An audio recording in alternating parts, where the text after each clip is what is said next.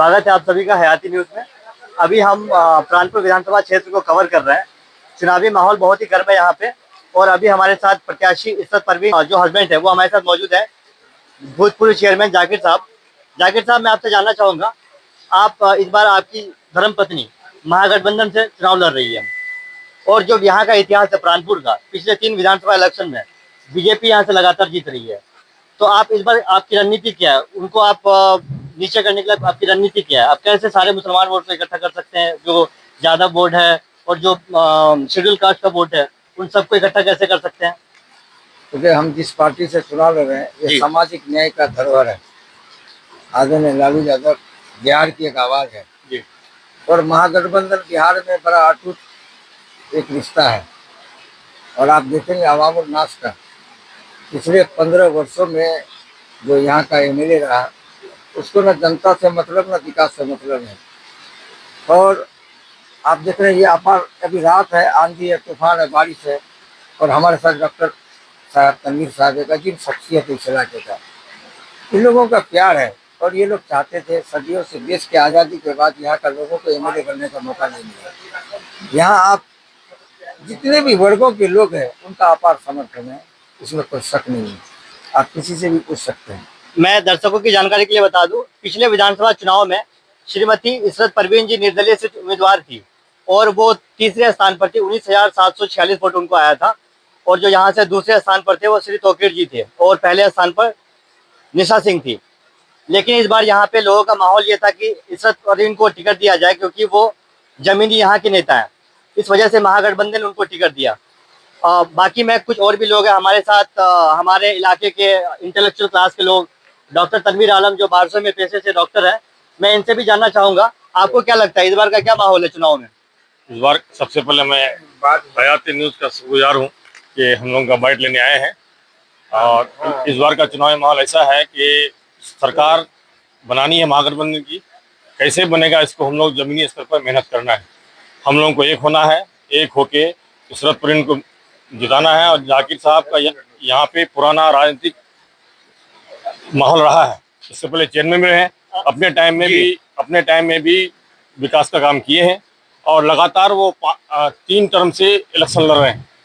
और एक बार तो ऐसा भी हुआ है कि 700 वोट से सिर्फ हारी थी, जो बहुत दुखद बात रहा था। और इस बार उम्मीद करते हैं और हम सबका सहयोग है कि इंशाल्लाह इशरत परवीन जीतेंगी और महागठबंधन का सर ऊंचा होगा। आप एक होने की बात कर रहे हैं, जो इस बार जो चुनाव में एआईएमएल से प्रत्याशी आफ्ताब आलम जी भी उठे हैं, तो एक माहौल बना है कि उनको भी कुछ वोट तो जाएगा यहाँ से, या जो प्राणपुर विधानसभा क्षेत्र से वो अच्छा खासा वोट ला सकते हैं, ये कयास लगाया जा रहा है। तो उसको एक करने के लिए क्या रणनीति होगी? मैं ये सवाल मैं जाकिर साहब से चाहूंगा पूछने के लिए कि आपको, आप सवाल आप सुन चुके होंगे, आपकी क्या रणनीति होगी इसको काटने के लिए? एक बात सुनिए जी। अवामुल नास जो है ना जी, वो नेता से ज्यादा समझदार है। वोट बटने की बात नहीं है। ये जिस पार्टी का आप नाम लेते हैं उस पार्टी का कैरेक्टर, किरदार और वो हिंदुस्तान में कर क्या रहा है ये अवामुल नास जान रही है। और बिहार के साथ जो उनका छलावा हो रहा है ये सब लोग जानते हैं। यहाँ पर कोई वोट का डिवीजन का सवाल नहीं है। सवाल है इस बिहार में नीतीश कुमार की सरकार को उखाड़ कर फेंकना। इसलिए फेंकना, जब आदमी ब्लॉक में जाता है तो वो तराईमाम है, पदाधिकारी से तराईमाम है। ये चाहता है जो हमको इससे निजात मिले। तो निजात कौन दिलाएगा? तो महागठबंधन की सरकार आने वाले वक्त में 14 तारीख को देखेगा, तेजस्वी जी बिहार के मुख्यमंत्री होंगे और जनता का राज होगा, अफसर का राज नहीं होगा। नीतीश कुमार में अफसर का राज है। ये सब बीच में जो नाम आप ले रहे हैं, मैं नाम आप डिवीजन की बात कर रहे हैं, मैं आपको आप डिवीजन की बात कर रहे हैं, लेकिन जो इतिहास है प्राणपुर विधानसभा क्षेत्र का, यहाँ पे जो मुस्लिम वोट है 46% है, जो प्राणपुर विधानसभा 46 से 47% के बीच में है। और ये देखा गया कि ये वोट लगातार बढ़ रहा है, कि कभी भी ये वोट इकट्ठा किसी एक पार्टी को नहीं गया है। इस बार वोट तो सभी लोग दे रहे हैं, अनुसूचित जाति, जनजाति, आदिवासी, ये सारे लोग तरसते हैं। आप माइनॉरिटी की बात क्यों कर रहे हैं? यहाँ राष्ट्रीय जनता दल महागठबंधन के साथ आपको मैं विश्वास दिलाता हूँ, कटिहार जिला में भाजपा का एक भी सीट चुनाव जीतने नहीं जा रही है। और सीमांचल में जो उसका नेता है वो तो खुद हार गए हैं, वो मैदान छोड़ के भाग गए हैं। पूछे ना, वो नहीं है मैदान में।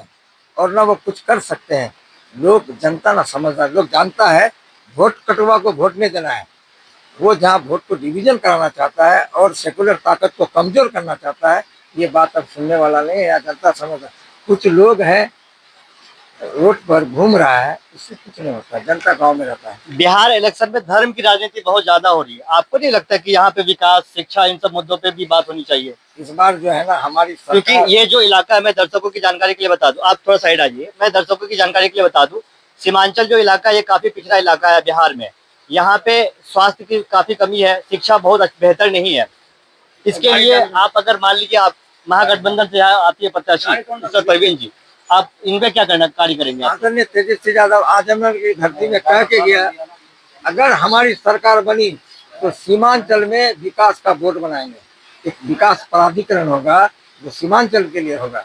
जहाँ तक शिक्षा का, आदरणीय जब तेजस्वी यादव 17 महीने का सरकार में थे तो स्वास्थ्य का हाल अच्छा था, अभी खराब हो गई है।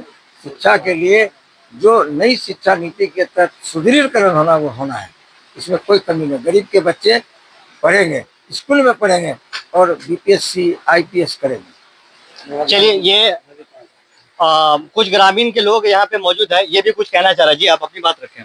देखिए, मेरा कहना ये है कि अगर जैसे पास का कोई भी एमएलए बनता है, जो आजमनगर ब्लॉक में जो धंधली होता है, जैसे कोई भी आम आदमी बाइक लेके चलता है, किसी को भी मोड़ के रोक के छेका जाता है और पैसा लिया जाता है, ये धंधली आजमनगर ब्लॉक में बहुत ज्यादा हो रहा है। इसलिए हो रहा है कि यहाँ का कोई लोकल नेता नहीं है, दूर का जो भी बना हुआ था पहले दूर का बना हुआ था। आपको क्या लगता है, लोकल नेता अगर होगा तो करप्शन बिल्कुल खत्म हो जाएगा? जी, खत्म होगा और करना पड़ेगा हमारे एमएलए साहब को, जिसको हम बनाएंगे एमएलए, पास का आदमी को बनाएंगे तो हमारा बात सुनेगा ही।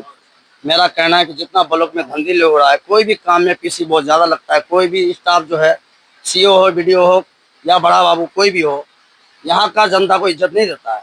आजकल दलालों को इज्जत ज्यादा देता है, इसलिए कि दलाल पैसा देता है उसको, नेता पैसा देता नहीं है, और आम पब्लिक का इज्जत नहीं होता है। ब्लॉक में हम लोग कोई भी काम करने के लिए जाते हैं तो पहले पीसी का बात आता है, पहले घूसखोरी का बात आता है। अगर आप 20 रुपया दीजिएगा तो उसका काम करेगा, अगर आप 5 रुपया देंगे आपका काम नहीं करेगा।